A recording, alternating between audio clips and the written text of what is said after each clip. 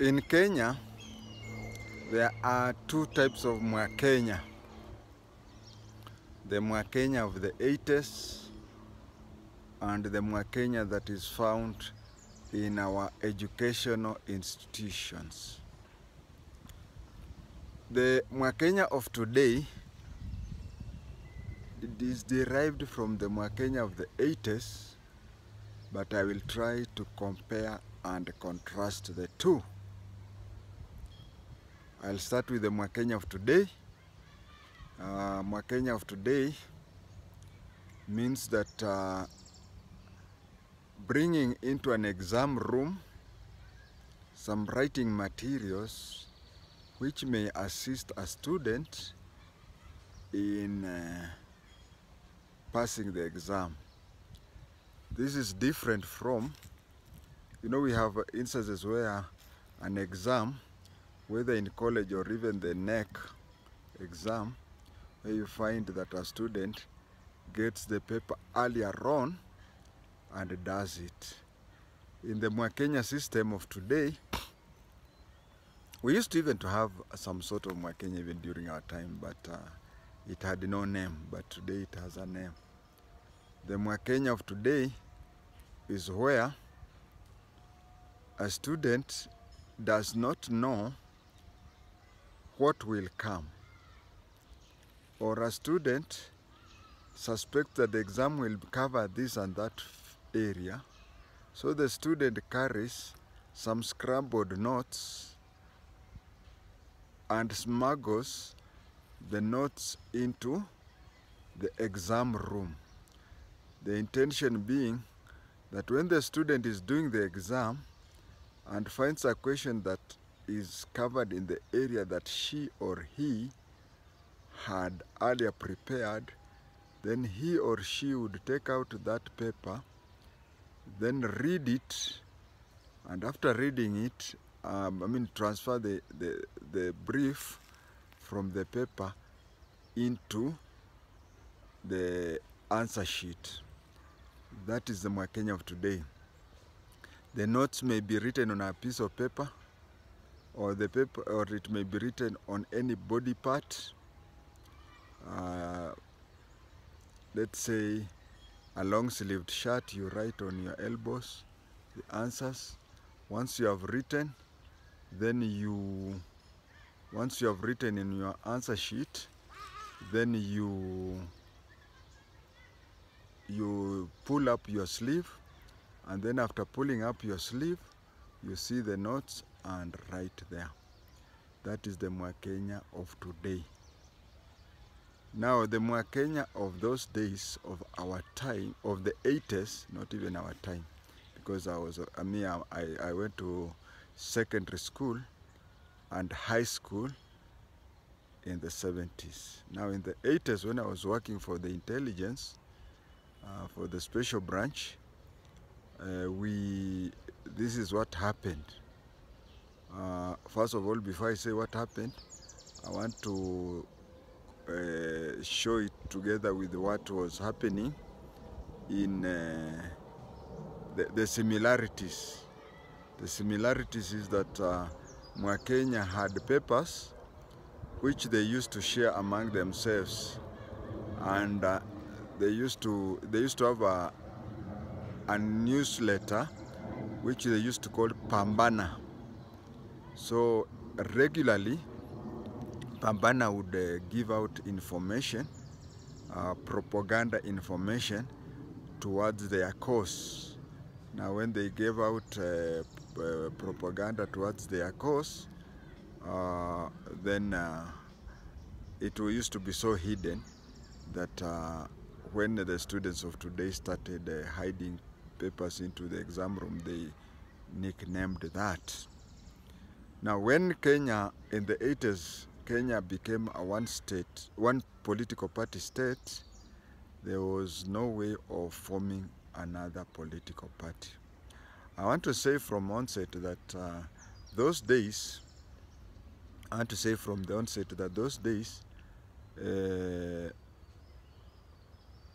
political parties which started around even the beginning of second rate of multi-party. The first multi-party, which was at the independence time, I was too young to know anything. But the second set, which came during the multi-party, there was a lot of resemblance of political parties which are ideologically based political parties. A party could be called this, and you could trace its political thinking towards that. But today, from 2010 onwards, I do not see any difference between the different political parties that we have. It is only that we have, all of them are social democrats. So we could say social democrats following Albert, social democrats following Ben, social democrats following Charles, social democrats following David. That is the only difference. Or social democrats based in Kitale, social democrats based in Eldoret, social democrats based in Nakuru. That is the only difference we have between different parties, but ideologically today we have a similar thing. So if the little notes I read about, because we used to confiscate those papers and place it in the special branch offices, and I used to read them. If ideologically, I would say that MWAKENYA was a socialist party, which was, can I say, concentrated socialist. Because what I'm trying to say is concentrated socialist. We have a socialist which is leaning towards communism, but it is not communism. So it is so close to communism, but it is still socialist. I think that was MWAKENYA. And it was generally based in Nakuru, especially Subukia area, where Koigi Wamwere comes from.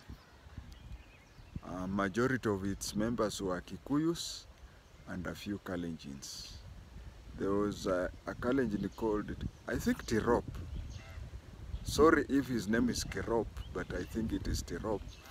He later on ended up being a commissioner of the Kenya National Human Rights. The initial commission which was started, he was a commissioner then. Now this is how the thing started. It was started by around 12 people. When the 12 people started, they all agreed that each one of us recruits 12 people. Now, 12, after the first team recruits a dozen each, then that is 12 times 13. I don't know how much that can come from, because the calculator is not near. But the 12 would recruit each one 12, 12, 12. It forms 12 times 13. Then the 144 people whom the initial 12 had recruited were called upon to recruit 10 people. And then those ones would be asked to recruit 8 people. So that in 6 months, you would get about 10,000 members. And the secrecy, the intention, they say that the strongest point in a chain is its weakest link. The intention of forming that cell system, it used to be called cell system, because of the 12 initial members.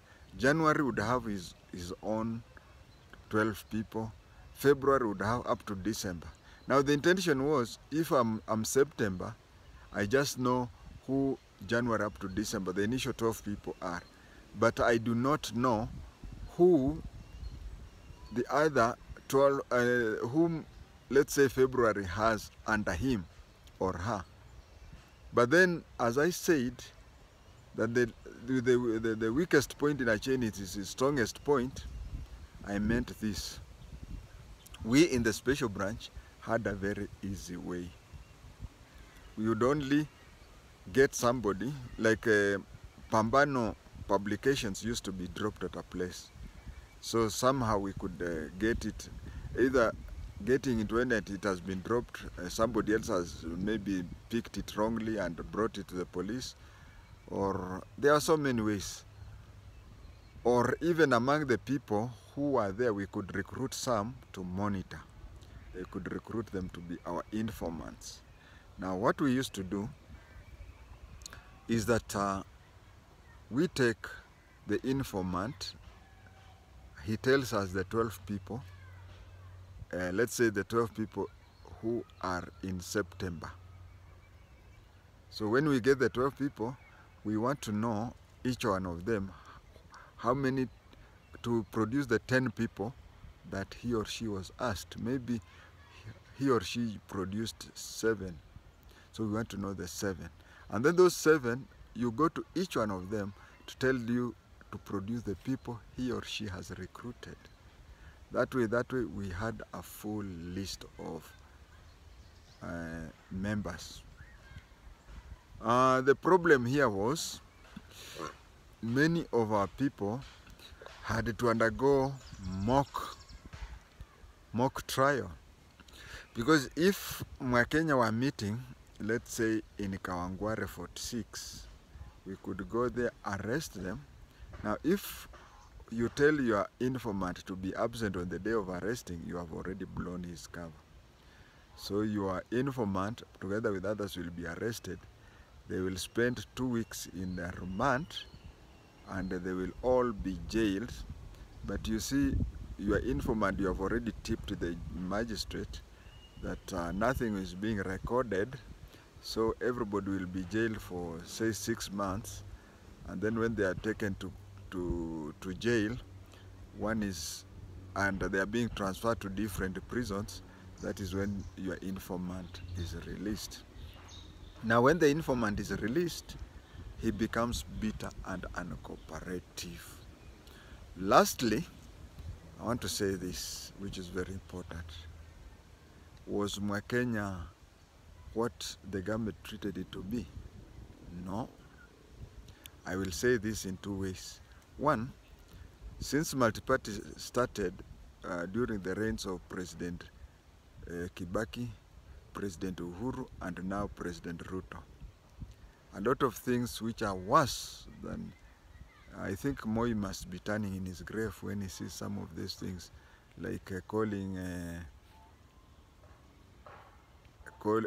openly saying that the president, that is Uhuru, ni kalevi, such things. Moi never took alcohol, but a lot of people are killed for very small mistakes. But nowadays you can say anything about the president and nothing happens to you. So it was something that may, with those who are in it, we think, I think we form an opinion that it should. And another thing is that when you, okay, Moi wanted an excuse of killing people, so he took a very small gang and made it look as if it is a very serious gang, but it was not, so that people can be prepared when that person is killed. But then in that way, it made that gang be serious. I said lastly, so I want just to give an example of what happened in Nakuru. One time somebody talked to a nation, to an employee of a nation, whereby he wanted to get something from the Asian. And those days we used to have a telephone, and the telephone used to be on top of what we call, we didn't have a phone book in our phones or whatever. We had a book, a large book which had all the telephone numbers. There was a telephone directorate and a post office directorate. So everybody with a phone used to get a telephone book, directorate, of which had all telephone numbers. So the Indian used to stay next to the, as you enter the shop, on your left, he's seated there where he has the cash box. So one day a police officer went and gave, there is a foolscap, not foolscap, there is a printing paper. He went and bought it, just went to a printer. Nowadays when you want to print something, You just do it on your computer and you buy your own printer. But those days you had to go to a publishing company. So it printed a very good thing. In fact, this police officer was from the general duty. So he had not even come across any MWAKENYA document. But he only printed large numbers, MWAKENYA, Muungano wa Ukombozi wa Wakenya, publication for the second liberation, such things on the first page. And then it looked like a book. So the African worker came and placed it on the under the telephone directory, and the first thing when he was cleaning up the shop. So this policeman came, introduced himself to the Asian, and said that we have had information that you are a MWAKENYA person and you have Pambana publication. The Indian was worried, so I told you that the telephone and the telephone booth plus the papers were placed on your left as you enter. But this fellow started with the right side because he wanted to enter where he knew the thing was. So when he was checking, the Asian was "Tachukua 2,000." And you know the Indian was worried that the customers were seeing that 2,000, 3,000. When he reached 5,000, the fellow took out his handcuffs and pointed to him, "Wacha kusumbua mimi niko kazini." So he went around, and by the time he reached the telephone and the telephone directorate, and under it the MWAKENYA. The MWAKENYA was just plain printing papers, but the front page had, and even he didn't even check and told Muhindi 20. Muhindi by then had reached 10,000. 10,000 at that time could buy 1 acre of land.